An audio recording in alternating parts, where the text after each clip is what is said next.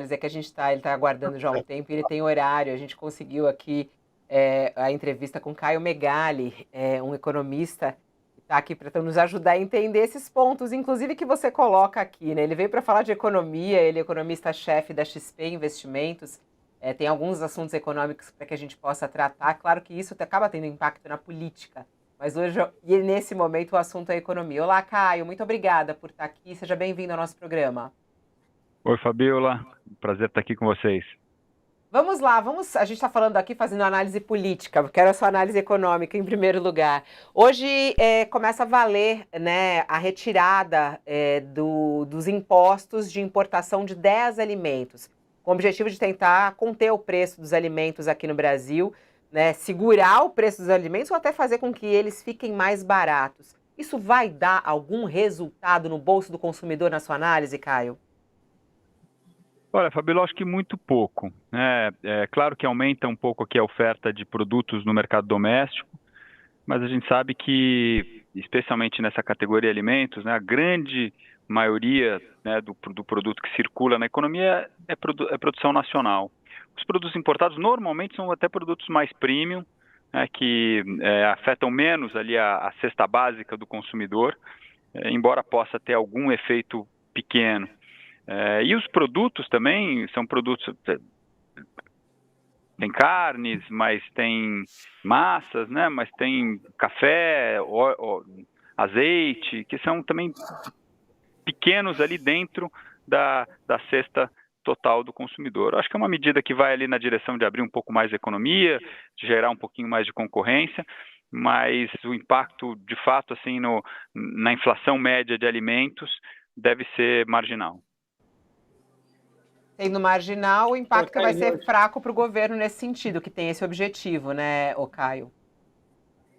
Dessa medida especificamente, sim. Agora, se a gente olhar um pouco do que gerou a inflação de alimentos no final do ano passado, uma parte é o ciclo sazonal, né? Tem um final do ano ali, você tem mais demanda, oferta um pouco mais reduzida, isso gera normalmente um aumento de preço de alimentos no início do ano. E boa parte também por causa da depreciação cambial, né? O câmbio batendo ali 6,20, 6,25, gerando um pouco de inflação para frente. Quando a gente acompanha os números no atacado, a relação entre oferta e demanda já está normalizando por conta ali desse fator do sazonal, está passando ali que o primeiro trimestre. Por exemplo, ovos, né, que foi um produto que ficou muito em voga nas últimas semanas. No atacado, os ovos já caíram, carne já caiu também, né, então por conta desse fator sazonal. E o câmbio voltou um pouco, né, por conta de menos tensões lá fora, um pouco menos de incertezas aqui dentro também, reação lá do Banco Central com juros, o câmbio voltou, isso também tende a ajudar. Então, essa medida especificamente das importações, acho que ela é uma medida mais cosmética, mas a inflação de alimentos como um todo deve dar uma cedida agora nos próximos meses por esses outros fatores. Agora, Caio, essa gangorra tarifária que foi inaugurada pelo Trump cria uma instabilidade na economia mundial, né? Se estima que a economia deve crescer menos, isso conspira a favor da alta de juros. E o que eu lhe pergunto é, nesse cenário turbulento, o Brasil hoje é um mercado convidativo para o investimento estrangeiro ou ele afugenta o investimento estrangeiro? Nós estamos oferecendo oportunidades? E qual é a qualidade do investimento que vem hoje para o país? Vem o investimento duradouro, de risco, ou esse que vem para aproveitar os juros e vai embora? Oi, Josias. Quase boa tarde ainda bom dia, estamos um pouquinho antes do meio-dia aqui. De fato, tem indicadores que tentam medir isso, né, o nível de incerteza de política econômica no mundo. E esses indicadores estão mostrando que a gente está num dos momentos mais incertos da história das últimas várias décadas. De fato, assim, cada decisão de tarifas do Trump pode afetar fortemente países como México, Canadá, China, países da Europa, a Rússia. O tamanho dessas tarifas a gente não sabe, se eles vão implementar o mesmo ou não vai. Ele fala muito ali de impulso, né? Então, acho que essas incertezas continuam. Agora, o Brasil está relativamente bem posicionado nesse ambiente. Claro que uma guerra comercial. A gente sabe que o comércio internacional é um dos fatores mais potentes para aumentar a produtividade e o crescimento econômico global. Então, uma guerra comercial atrapalha o crescimento global, prejudica a economia como um todo. Mas o Brasil, no relativo, está até bem posicionado. Nós temos uma corrente de comércio pequena com os Estados Unidos, concentrada. Claro que pode ser um drama para alguns produtos, como ferro, etanol, combustível, mas de maneira geral, a economia brasileira é pouco exposta ao fluxo de comércio com os Estados Unidos. E os produtos que nós exportamos são produtos mais fortes, assim, fortemente, são produtos que têm uma demanda mais resistente, mais firme, né? Alimentos, energia, a gente exporta muito para a Ásia e tal. Então, geopoliticamente, o Brasil está até bem posicionado. Então, quando nós olhamos assim consultorias internacionais que fazem análise de várias regiões globais comparativas, o Brasil normalmente aparece de forma bem posicionada. Caio. E a gente sente isso também com os nossos clientes, né? As empresas multinacionais continuam com interesse de investir no Brasil por conta disso. Agora, a gente precisa, na decisão ali de popularidade de voto, perder um pouco de espaço, né? Essa frase é lá dos anos 90, né? Essas coisas foram mudando um pouco, mas ainda é importante, principalmente a inflação. E aí, eu acho que a gente tem que pensar e diferenciar inflação de nível de preço, né? Inflação é quando os preços sobem sistematicamente. O nível do preço é quanto custa lá o preço a cada momento no mercado. Ou seja, a gente teve uma inflação muito alta no passado, os preços subiram. Mesmo que a inflação seja zero daqui para frente, essa alta de preços vai continuar incomodando por bastante tempo. Isso é um fator que pegou muito lá para o Biden na eleição com o Trump, né? O que pode ajudar a trazer o nível de preços para baixo, acho que são duas coisas. Primeiro, uma economia mais equilibrada. A gente teve um crescimento econômico, demanda interna, aquecimento muito forte por 3 anos seguidos, né? 22, 23, depois 24. Ano passado era esperado que fosse um ano mais de moderação, não foi um ano de crescimento muito acima do esperado, isso acabou gerando desequilíbrios na economia, entre eles a inflação. Então, esse ano precisa ser, nesse sentido, um ano de alguma acomodação, de algum freio de arrumação, né? Não estamos no ano eleitoral, a eleição é daqui a 2 anos, então dá tempo de fazer um freio de arrumação em 25 e entrar em 26 mais equilibrado. E uma outra coisa que pode ajudar a trazer a inflação para baixo é se o câmbio voltar um pouco mais. E quando a gente faz análise aqui de fundamentos, o câmbio poderia estar ali perto de 5,40, 5,50, não seria um câmbio muito fora do equilíbrio. Então, se a sinalização de política econômica equilibrada, consistente, que busca esse equilíbrio que eu estava mencionando aqui, aceita um pouco de desaceleração no curto prazo, foca ali no equilíbrio das contas, aproveita esse ambiente global relativamente positivo para o Brasil, que possa trazer o câmbio um pouquinho mais para baixo, também ajudaria e daria tempo de entrar em 26 de forma mais equilibrada, né? A eleição entrou muito rápido nas nossas discussões, parece que a eleição é esse ano, né? Mas quando a gente olha direitinho, ainda falta quase 2 anos, então tem tempo. Não, isso é muito bom que você está falando, né? Porque assim a gente fica um pouco mais tranquilo, porque sempre quando a gente fala assim, porque o mercado está assustado, o mercado está nervoso. Aí a gente conversa com alguém do mercado e você está trazendo umas palavras um pouco mais tranquilas aí. Ô Caio, até olhando o mercado aqui, para quem está conosco na TV, a gente vai para o intervalo, mas a gente segue pelo YouTube. Continua conosco no YouTube. Eu estou olhando aqui o mercado, até você também deve estar olhando aí. O dólar em queda hoje, uma queda forte neste momento até, né? De 1,21%, não forte, mas uma queda de 1,21%, R$ 5,73. A Bolsa de Valores de São Paulo em alta de 1,73%. Por que o mercado está animadinho hoje? O que está acontecendo?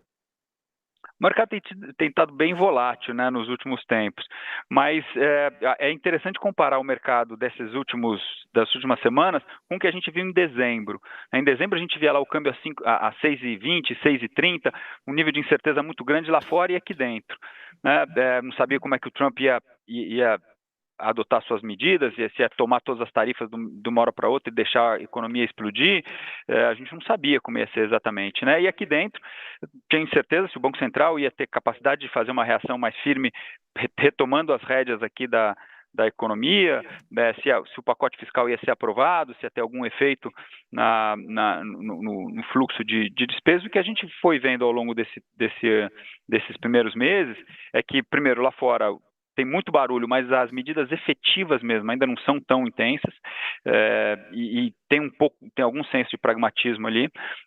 E aqui dentro, principalmente o Banco Central, mostrou uma postura muito firme ali de falar assim, não, peraí, deixa eu trazer a bola aqui para o chão, subir as taxas de juros como precisava, interviu na taxa de câmbio e trouxe um pouco mais de racionalidade para o mercado. O pacote fiscal foi aquém do que o esperado, mas teve algum efeito.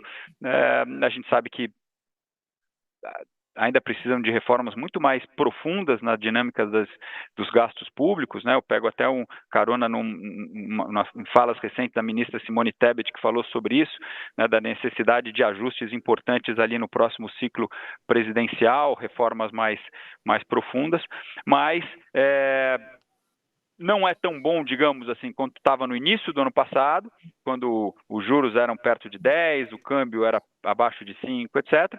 Mas também não parece ser tão estressado, tão nervoso quanto meados de dezembro, que as coisas pareciam meio fora do controle ali, né? A gente vai se acomodando aqui num ritmo, numa taxa de câmbio, como eu falei, um pouco mais valorizada, mas não tanto quanto no início do ano passado, e uma taxa de juros que talvez não precise subir tanto quanto se temeu. O mercado futuro chegou a precificar 17%, 18% de juros.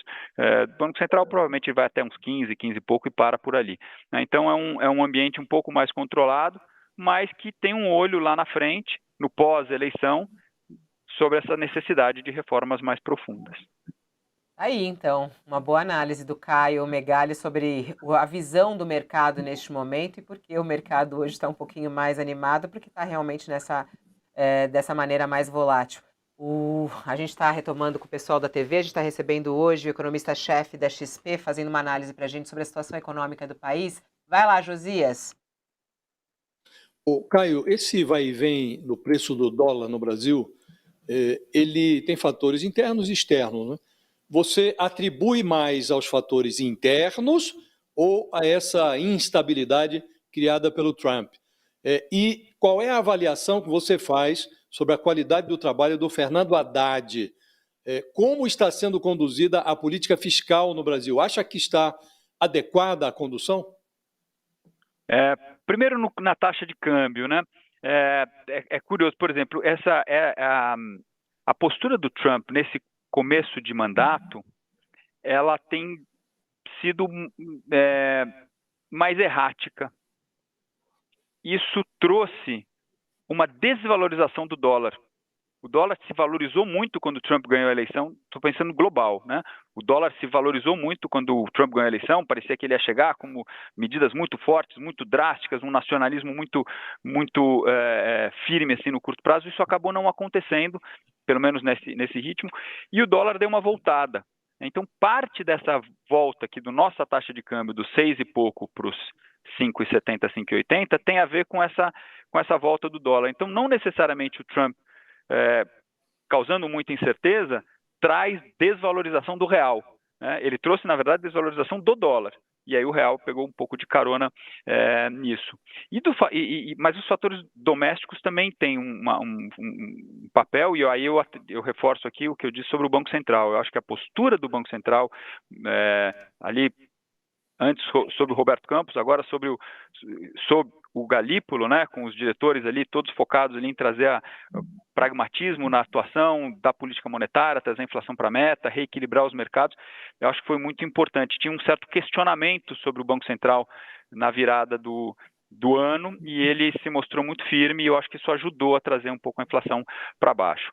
Agora, o que falta, eu acho que a segunda parte da pergunta, falta para completar aqui uma perspectiva mais clara, mais equilibrada do Brasil ao longo do tempo, é a política fiscal. As medidas que foram tomadas no curto prazo, elas ajudam a sobreviver, digamos, até a eleição. O arcabouço fiscal ele para de pé até as eleições.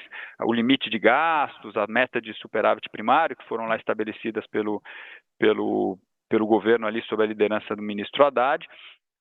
Só que quando a gente olha para a dinâmica dos gastos públicos, claramente ele não se equilibra ao longo do tempo. E um exemplo é só olhar o que aconteceu no ano passado. No ano passado nós tivemos recorde de arrecadação pública brasileira. Nunca o Brasil arrecadou tanto com impostos. Se eu falo para uma empresa e falo, olha, você teve recorde de faturamento, o dono da empresa vai pensar, pô, então eu tive um bom lucro, né? Nós tivemos recorde de faturamento, recorde de arrecadação e mesmo assim fechamos no vermelho, né? Fechamos ali com déficit público déficit primário de 0,5% do PIB, quando a gente inclui as despesas com precatórios, etc., que continuam de forma acelerada, embora os precatórios não entrem lá no limite, parte dos precatórios não entram lá no limite do arcabouço fiscal. Então, tem um trabalho de curto prazo aqui sendo feito, mas vai nos permitir navegar mais ou menos ali até perto das eleições, com a dívida subindo, mas não subindo muito, etc. Mas as reformas mais profundas, que têm a ver com fazer uma gestão da capacidade do gestor público de reduzir os gastos, de controlar melhor os gastos, que tem a ver com indexação, etc., isso ainda não foi feito e vai precisar ser endereçado lá na frente. Ô Caio, você sabe que hoje a reportagem mais lida da página do UOL,